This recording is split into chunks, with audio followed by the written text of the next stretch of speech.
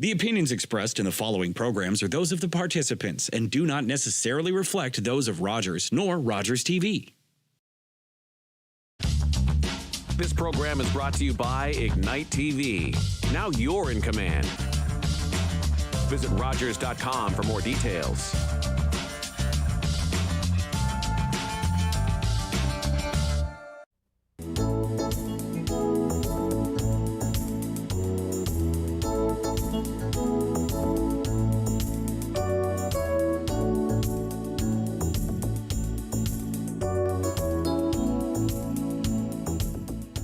Welcome to another episode of In Conversation with Alethia. I'm your host, Alethia O'Hara-Stephenson. On each episode, I sit down with amazing community leaders who are inspiring, they provide education, and they provide tools that will empower you. On this episode, I am honored to have incredible Councillor Lindsay Wegener from the town of Shelburne. Not only is she a councillor, she's also a mom, a busy mom. She's an avid volunteer in our Shelburne and Dufferin area community. Above and beyond that, she's a scholar. She was on the Dean's List at Sheridan College. Absolutely amazing. And then on top of that, she moved to Shelburne and started her own business, Spa Perfect Grooming. And the most inspiring of all, in addition to her being an entrepreneur, she ran for councillor, municipal council in 2018 and was successful, and again this term. Incredible story, and I can't wait to dive in. Welcome to In Conversation with Alethia, Councillor Wegener. Thank you very much for having me. I really appreciate it, and I'm excited and a little nervous. Oh, don't be nervous. This is a conversation between two friends, so we're off to a good start, no worries. So I talked about your incredible bio, and I want to jump right into your entrepreneurial journey. Mm-hmm. What inspired you to branch out and be your own independent businesswoman? So it's actually pretty simple, to be honest. It's a lot of what other moms sort of experience when they're young and looking to potentially start a family. I was working full-time as a veterinary technician, so a veterinary nurse. Right. And at the time, myself and my husband, we were, sort of making the decision. We would like to start a family and have some children. And I said, okay. And then we looked at the cost of daycare. Uh-huh. And we realized, wow, that's going to be hard. So with my background with animal care and grooming for friends and family, and at the clinic that I worked at, my husband sort of suggested to me, he's like, well, why don't you start your own business? Like, why don't you start grooming? And, that way we'll have a little bit of flexibility where you can be home, work from home and do your grooming, so you can still bring in some income to supplement and help, but you can stay home with the kids. Okay. So that was kind of, I guess, the deciding factor was, we were trying to save on daycare. Wow. That's inspiring because, again, out of a need, you were able to find a niche market for yourself to be able to start your own business. Yes. And so, from your business background, you ran for politics. Mm-hmm. What lessons were you able to leverage from your business background to propel you into the world of politics? And I know you hate the word politician, but... I know, it's true. I always tell people I don't see myself as a politician. I sort of see myself as a community member who happens to sit in a politician's seat. I like that. So, but no, I think that not only from a business standpoint, like, running your own business, but even what a lot of people don't understand is just running a household, right?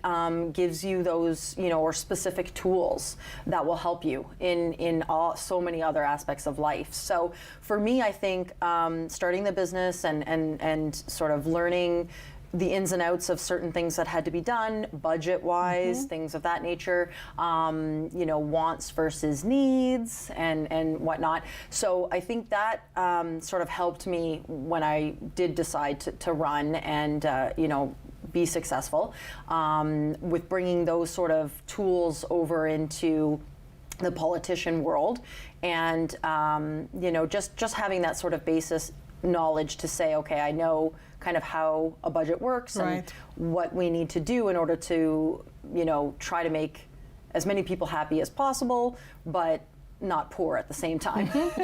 That's important. So, exactly. So it's the same thing, even, and like I said, even just the basic of running a household. It's very much similar to that, right? You need wants versus needs, and yet, you need to make sure that you can feed your children. Okay. I like that analogy. Now, I mentioned in the show that you've done so many things. You're an entrepreneur, a politician, avid community volunteer. As a busy mom and a wife and a politician, how do you find that balance? How do you make sure that you find time for all of those things that are important to you, especially your two amazing girls that you're raising? Yes. So I feel sometimes I actually fail at that.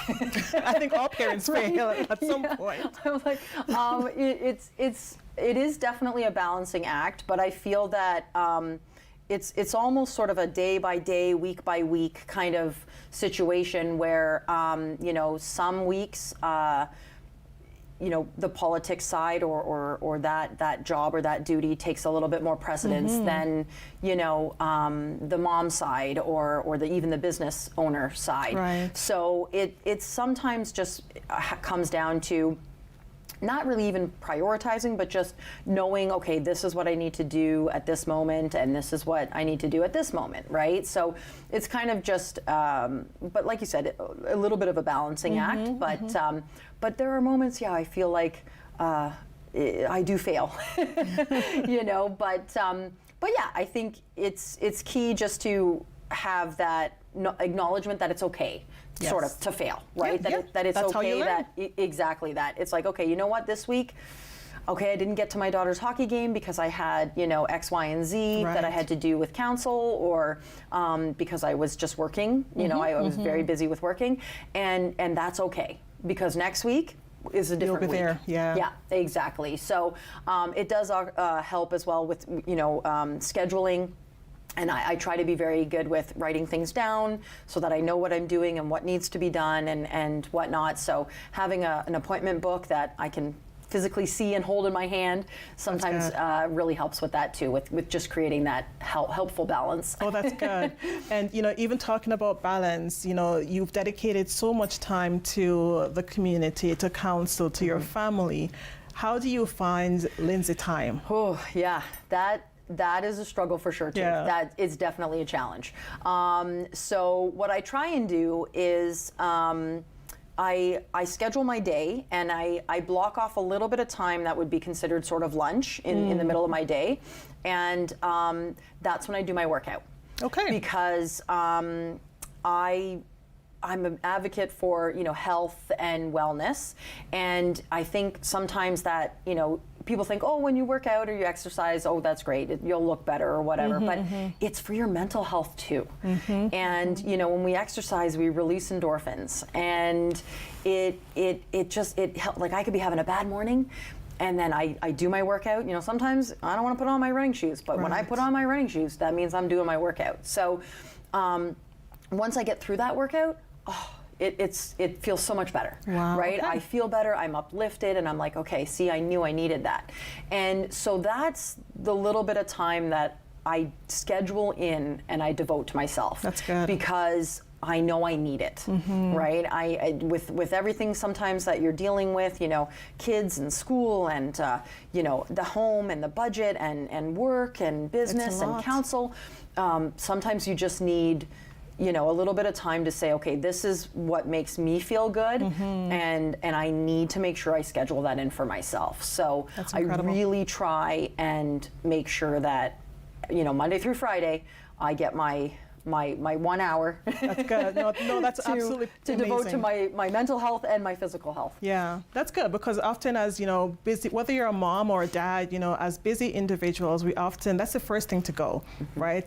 That's self-care. So I love the fact that you're able to make sure that you have time for yourself. Yes. And when you have time for yourself, you're able to better serve your community, your family. Exactly. That's awesome. And I mean, that's the key too, right? Because a lot of people will say, oh, well, do this or do that, and I'm like, a lot of experts, they'll say, like, if if you don't take care of you, then how can you take care of others? That's true. Right? If you let yourself,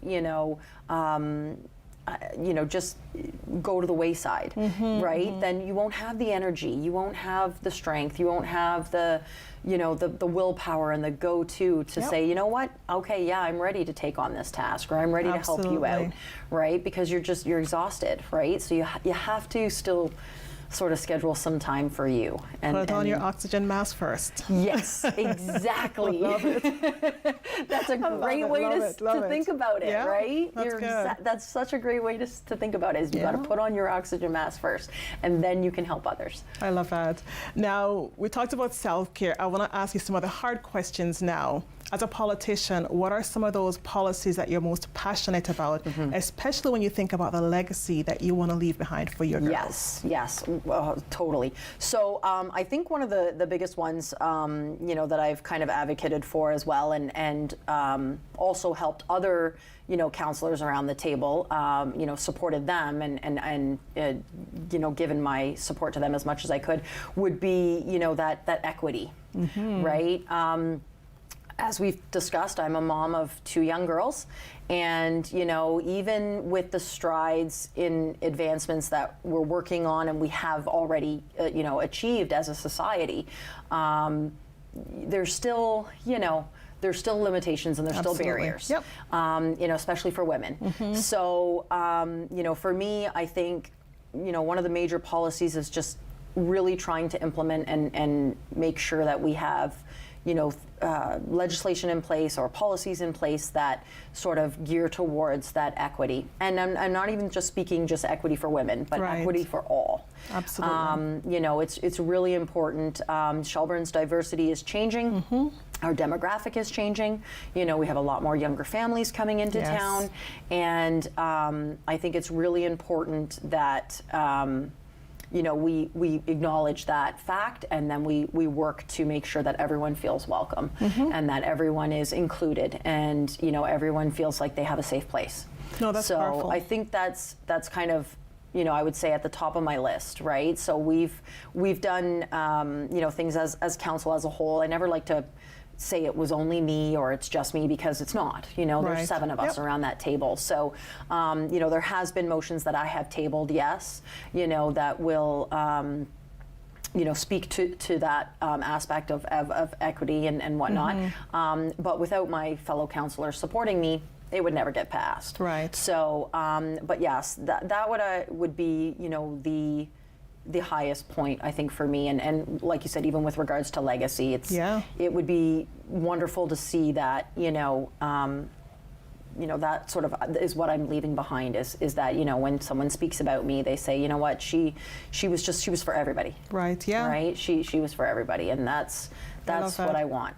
And when you talk about she's for everybody, one of the things I love about you is when you're invited to the various community events, you show up. Yes. Not many councillors understand the impact, or not many individuals in general, whether they have a seat at the table, understand the impact of showing up and being present in spaces that you're invited to. Yes. Why is that important for you? I think it's just, partly, it's related to your job, right? I mean, I am paid, as well to, with tax dollars, and I should be showing those, ratepayers that I value that and I appreciate that. And, secondary to that, I think it's important that if you are in a position of considered leadership, that you uphold that leadership. I love that. Right? We're gonna pause on that and pick it up in the next segment. So we'll be right back with In Conversation with Alethia, and we'll talk with Councillor Lindsay Wegener on her role in the community. We'll be right back.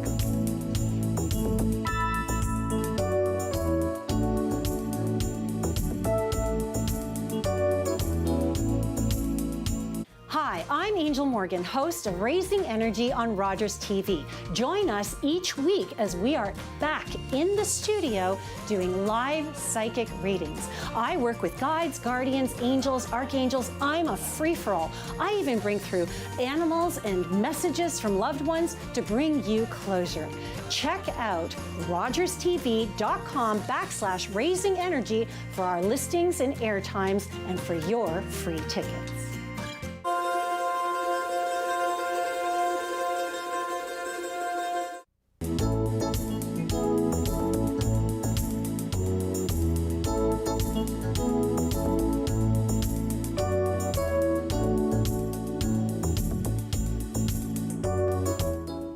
Welcome back to In Conversation with Alethia.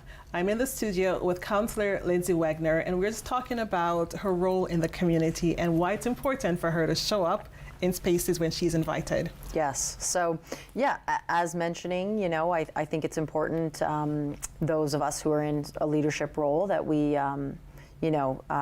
sort of exude that leadership, right? That we show Absolutely. that leadership and we live up to that leadership. So, I also feel like it's important that, you know, when the community, invites you, you know, they're inviting you for a reason. Yes. And I feel it's my, you know, it's not even just my duty. It's just it's how I feel that I should just be, and that's showing, you know, the community that they're important. Absolutely. Right. That, you know, what they're doing, their event, their you know, organization, whatever it may be, it's important. Right. And it's valued, and it's you know, acknowledging that fact and showing them that I acknowledge that fact and that I appreciate them and that I appreciate what they're doing in the town or in the community as a whole. Right.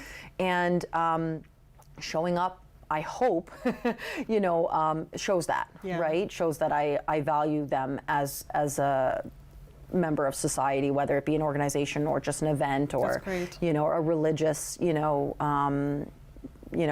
anything. So it's important to be there, to show up. I love that, and it is definitely appreciated because it goes towards building a sense of belonging for the community. Yes. Right? So that's amazing. Now, again, speaking of politics and some of the tough questions, what has been some of the biggest challenges you faced as a politician? And I know there are many, but maybe two.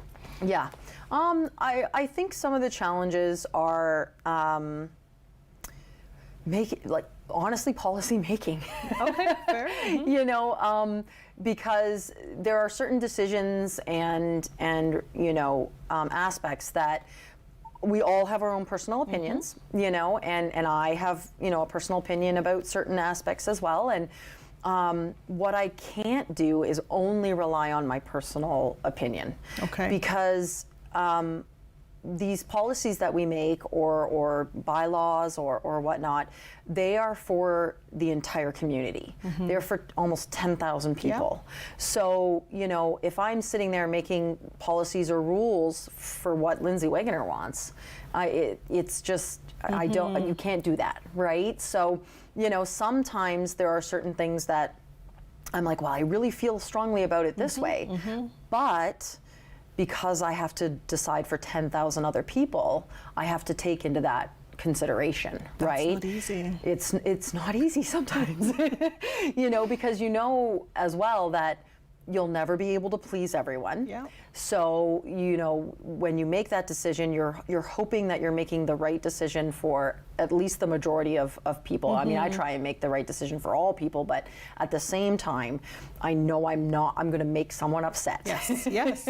So and dealing with that, you know, internalizing that and coming to terms with it is sometimes a challenge. Yes. I have to sort of tell myself, even though you don't want to make anyone upset and you don't want to hurt anyone's feelings or make them angry, you're going to.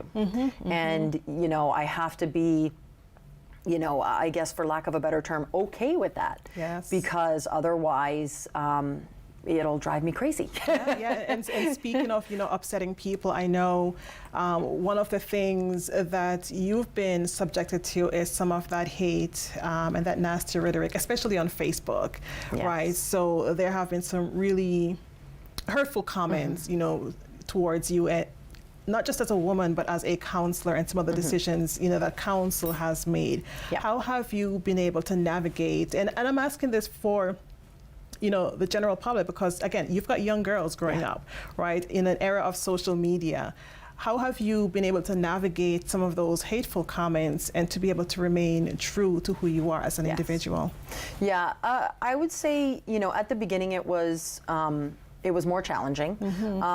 I tend to, I guess because I really try to put 110% into everything I do, that I really take things personally. Yeah. So when someone goes on and they have choice words to say that aren't so positive or are even very, they can be very hurtful.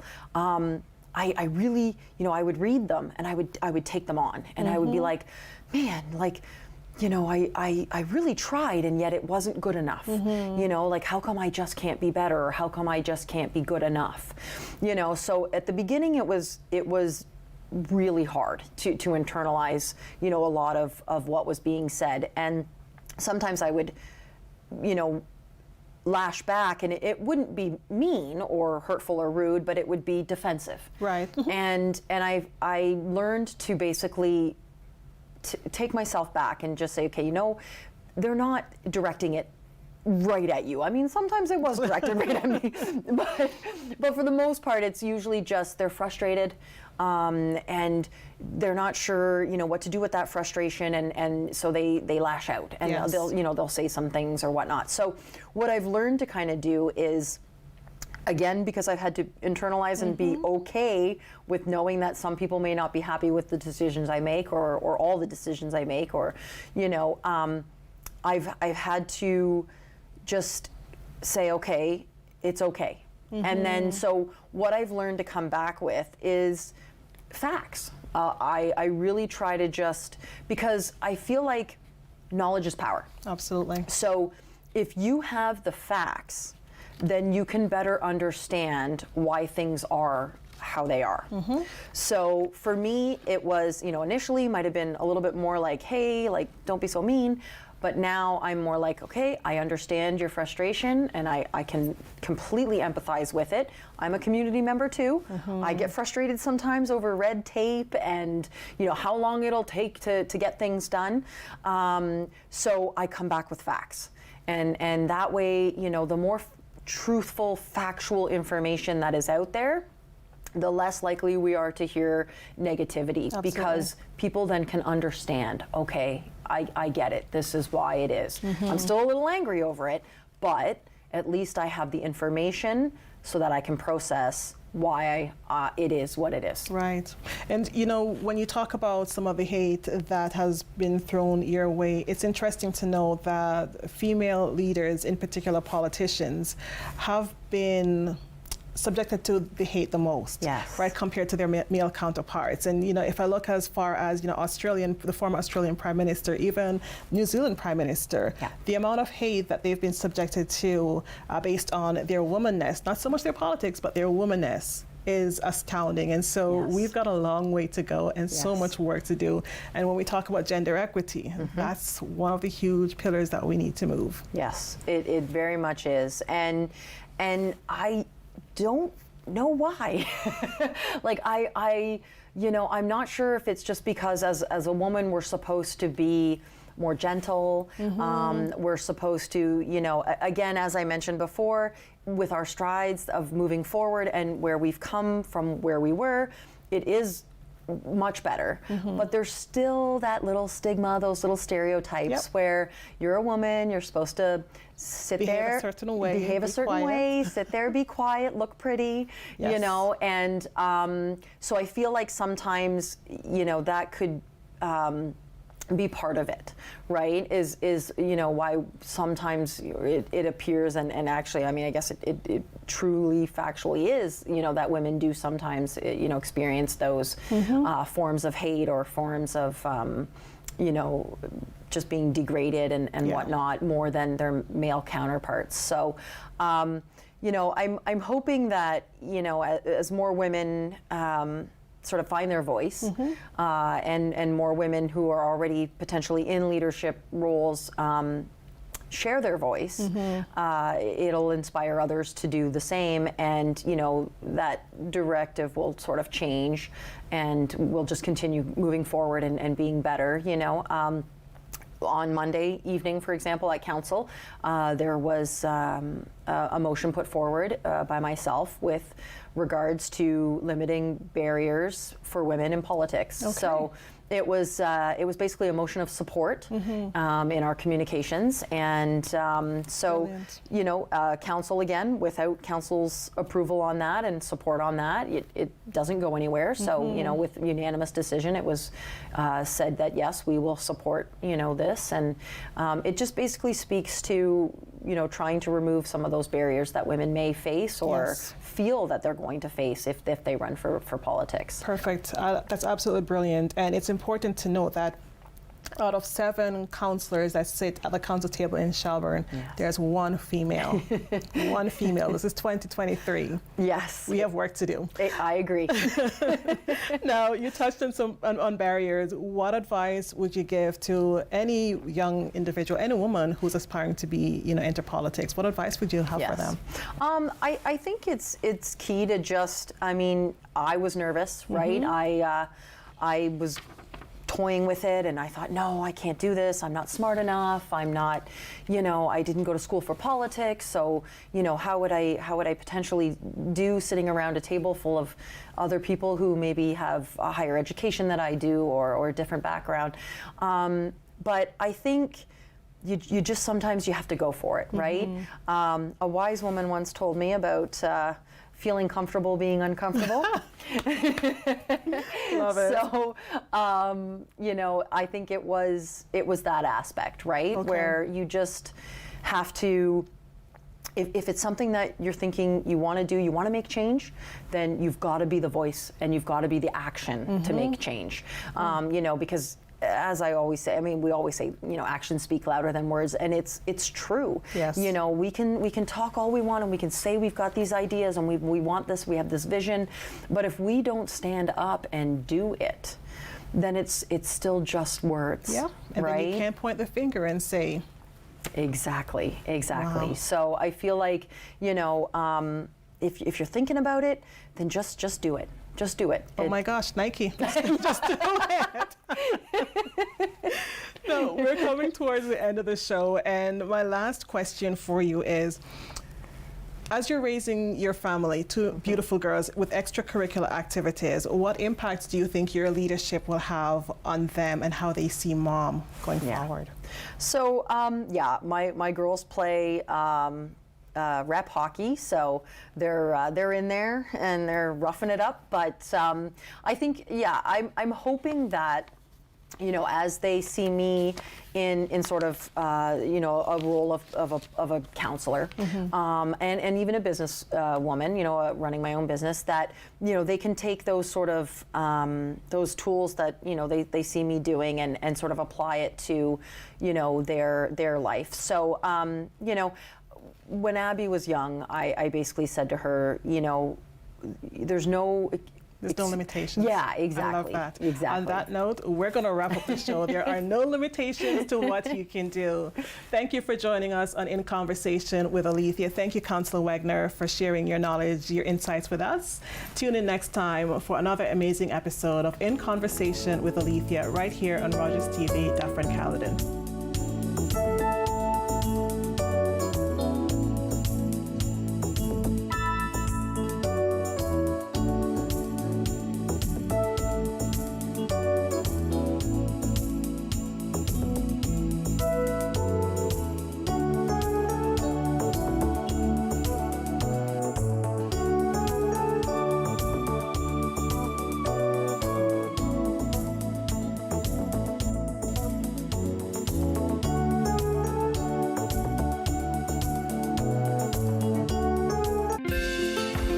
Call the Rogers TV Viewer Response Line.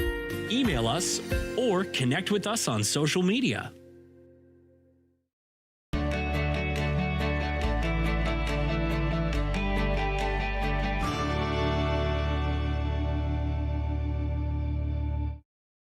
When an impaired driver killed my brother DJ, my life changed forever. During the pandemic, all of our lives changed, and many of us turned to alcohol